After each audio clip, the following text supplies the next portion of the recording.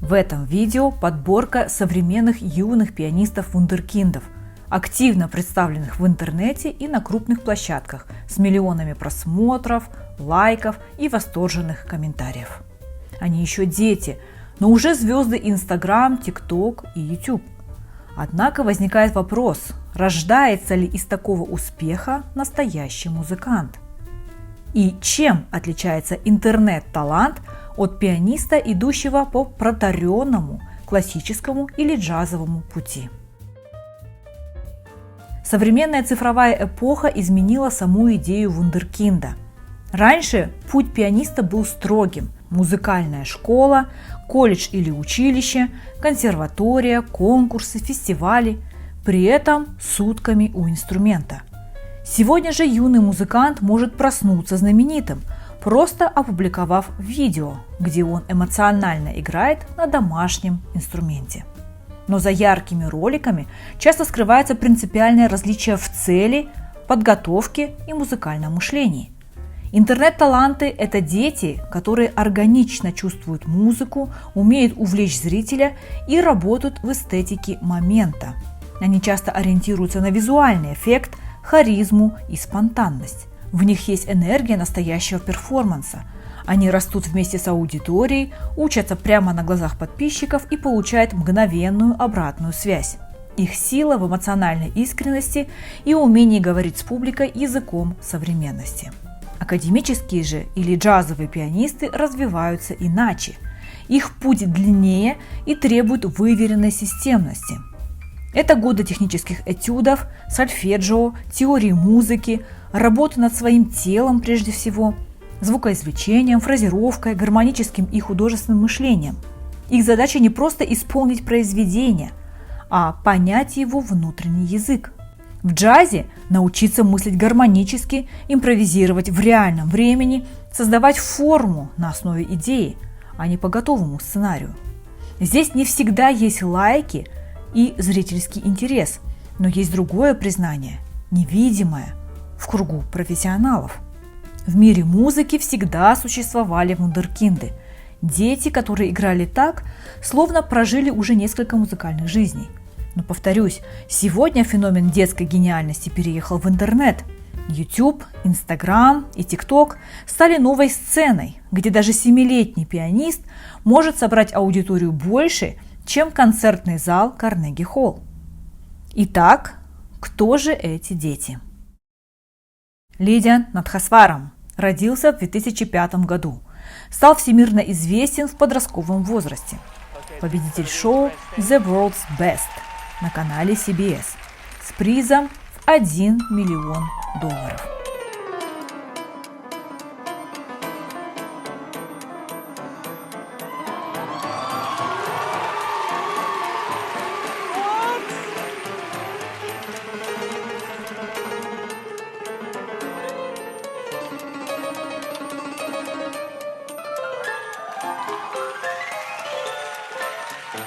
Его выступление на шоу и в YouTube собрало миллионы просмотров.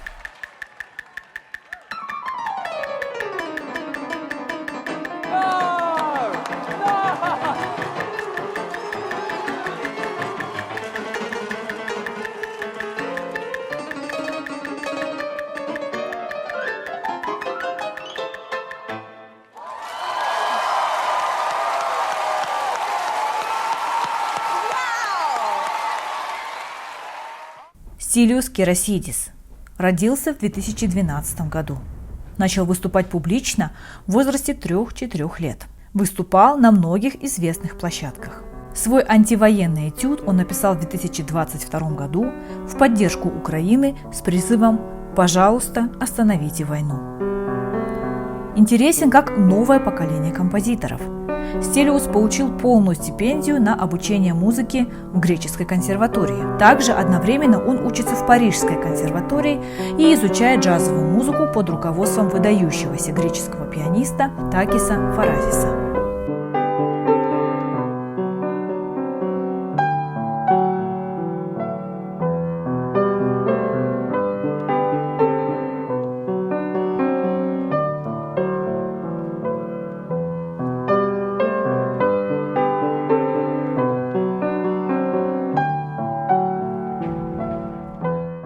Со Кин Хонг, пианист из Южной Кореи. Несколько раз занимал первые и вторые места на международных конкурсах в Корее, Швеции и Соединенных Штатах. В 2022 году переехал в Бостон. По его словам, интерес к композиторству побуждает его постоянно учиться, но он также любит кататься на велосипеде, играть в шахматы и заниматься в школьном клубе настольного тенниса. Его мастерство было признано авторитетными организациями. Также он был выбран стипендиатом Международного музыкального фонда Ланг Ланга.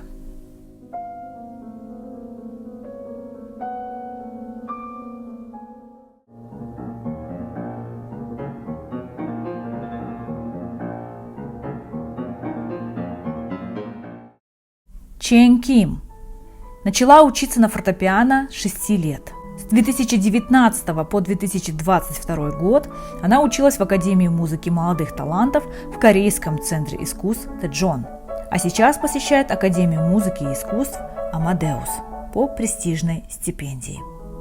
Она пример глобальной академической карьеры с раннего возраста, обучение за рубежом, стипендии, международные конкурсы.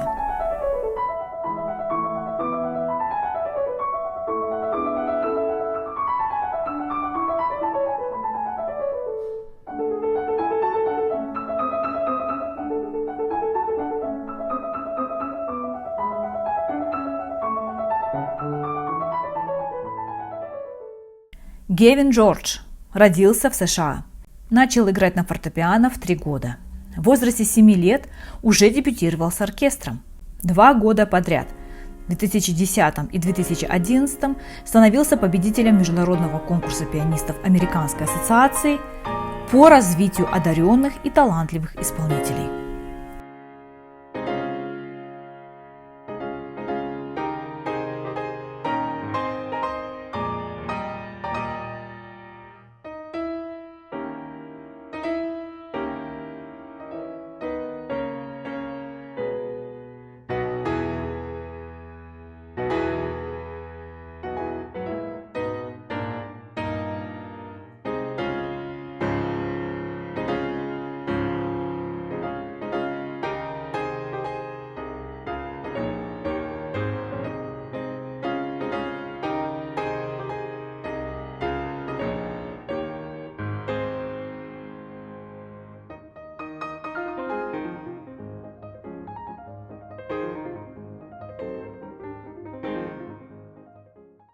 Похожим образом развивается Йоав Леванон из Израиля, пианист, похожий на Шопена. В начале 2021 года он принял участие в съемочном проекте с Даниэлем Баренбоймом, и вскоре после этого он подписал эксклюзивный контракт на запись с Warner Classics. Его дебютный альбом с этим лейблом был выпущен в мае 2022 года и привлек большое внимание рецензентов по всему миру. Йоав Леванон впервые вышел на сцену в возрасте 4 лет и вскоре стал победителем своего первого национального конкурса пианистов в Израиле. Через год он выиграл свою первую золотую медаль на международном конкурсе пианистов США и выступил на престижной сцене Карнеги-холла в Нью-Йорке. После своего оркестрового дебюта с израильским камерным оркестром он принял участие в фестивале Цинандали в Грузии, где исполнил концерты Моцарта и Баха для 2 фортепиано и оркестра с известным пианистом Сергеем Бабаяном. Его интерпретации Листа и Шопена – пример именно классического воспитания, где интернет не цель, а инструмент документирования.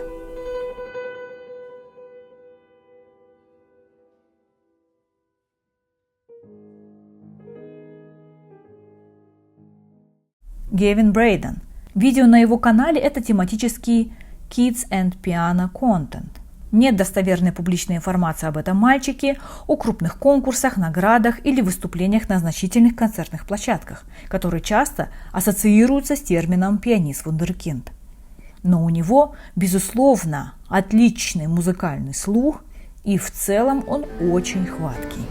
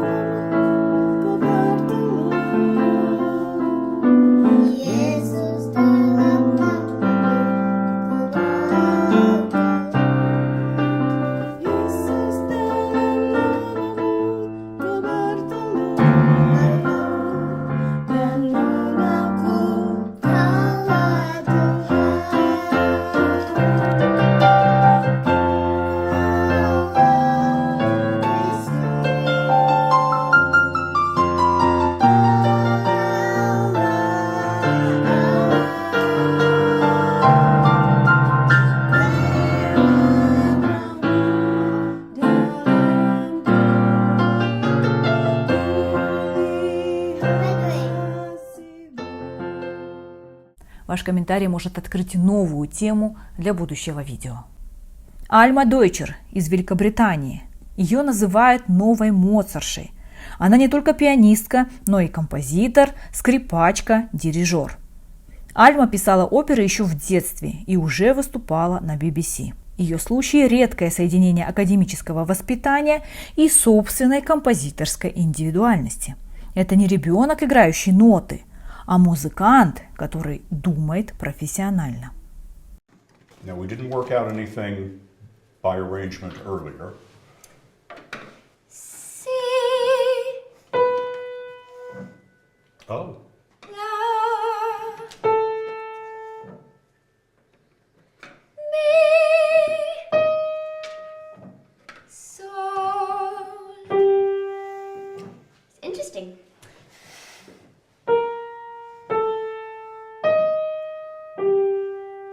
So I'll just think about it for a few Oh, please, yes.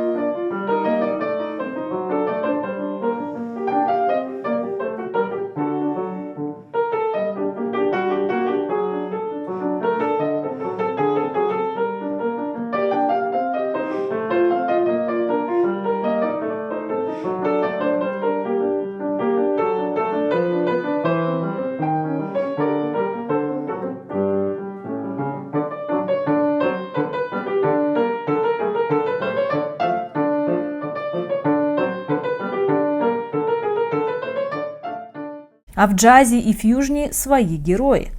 Александр Джоуи стал сенсацией в 11 лет, когда его игру заметил Херби Хэнкок. Его путь – противоположность YouTube-звездам. Это не лайки, а развитие собственного музыкального мышления, понимание формы и импровизационной свободы. И вот тут рождается главный вопрос. Что дает музыканту подлинную устойчивость? Публика в соцсетях или сцена, которая не прощает ошибок?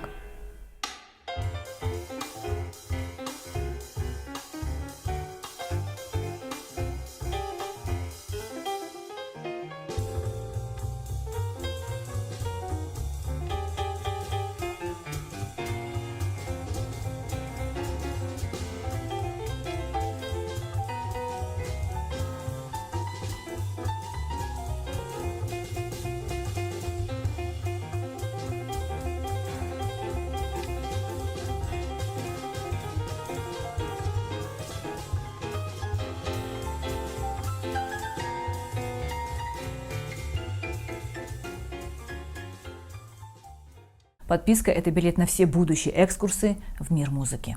Еще один восточно-азиатский вундеркинд, анонимное видео с которым стало вирусным около 10 лет назад. Его называли китайским, корейским чудом, но на самом деле юное дарование родилось в Гонконге. Его полное имя – Энди Ли Чанг-Чанг.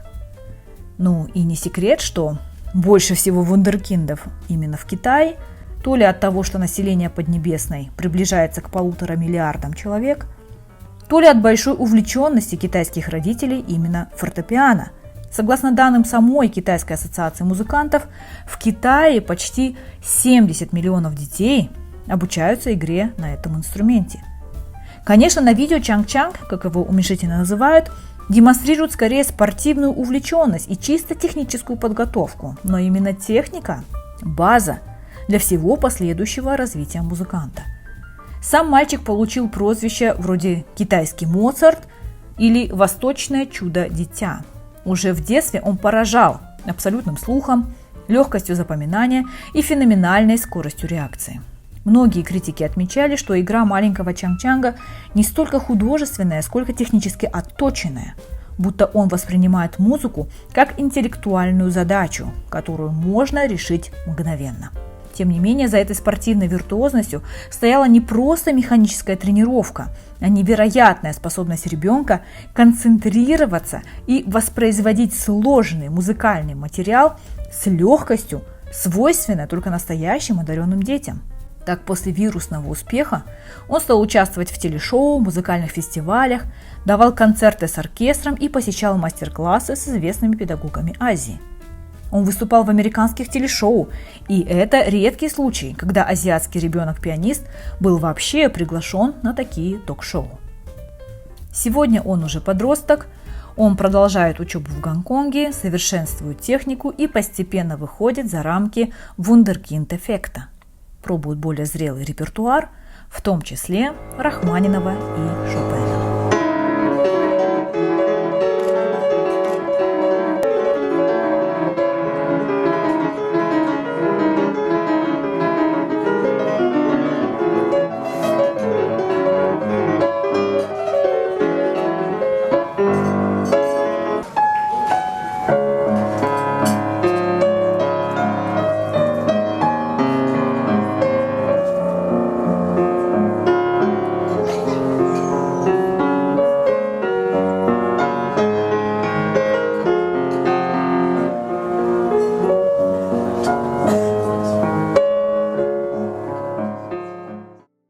– 70 миллионов детей, обучающихся игре на фортепиано. И это не просто статистика, это показатель того, насколько системно и массово Китай формирует музыкальную среду. Такие дети, как Чанг-Чанг, это лишь вершина айсберга. За ними стоит огромная педагогическая традиция, труд родителей и многолетняя дисциплина. В азиатской модели образования музыка воспринимается не только как искусство, но и как инструмент формирования характера, концентрации, усидчивости, уважения к труду. Я снимала о китайской системе музыкального воспитания 2 видео. Если интересно, посмотрите.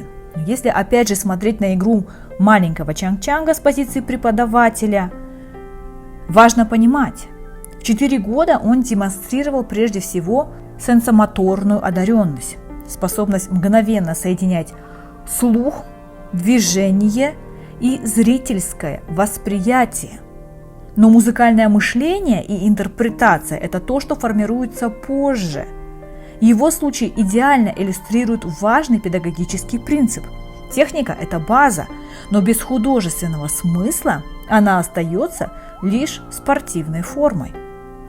Поэтому задача педагога не просто радоваться феномену, а направить этот природный дар в музыкальное осознание через теорию, слуховой анализ, фразировку, внутренний слух и стиль. Гийом Бенолиэль – один из самых поразительных примеров современных детских пианистов-вундеркиндов Европы. Несмотря на возраст, Гийом свободно играет произведения Рахманинова и сонаты Моцарта.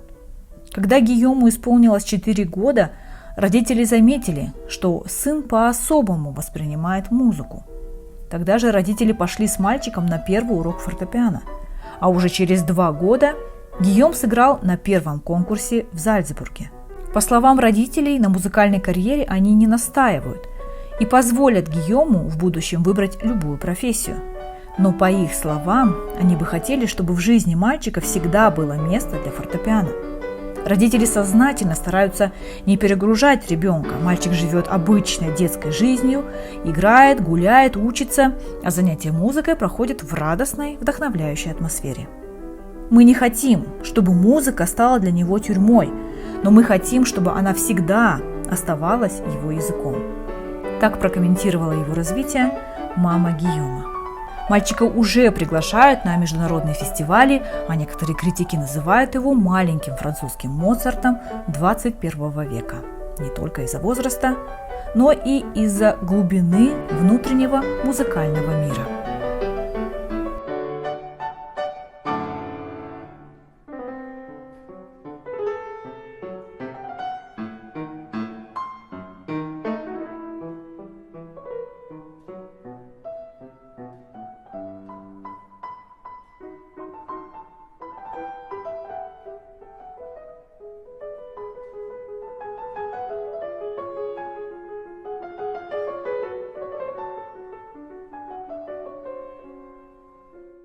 Эван Ли, вьетнамско-американский пианист-вундеркинд, 12 лет, родился в США. Уже к возрасту около 3-4 лет проявил музыкальную одаренность, умел, услышав мелодию, воспроизводить ее на фортепиано, сначала одной рукой, затем двумя. Первые уроки он взял в 2014 году. В 2016 он стал победителем конкурса Orange County Piano Competition и конкурса Southwestern Music Festival для детей до 11 лет. Также участвовал в американских ТВ-шоу. Помимо классического репертуара, Эван интересуется музыкой вьетнамских композиторов и даже был приглашен выступить в Хошимине на благотворительном концерте. В январе 2020 года Эван получил премию Global Child Prodigy Award за свои фантастические навыки игры на фортепиано и в целом вошел в число 100 лучших вундеркиндов мира, завоевав миллионы сердец по всему миру.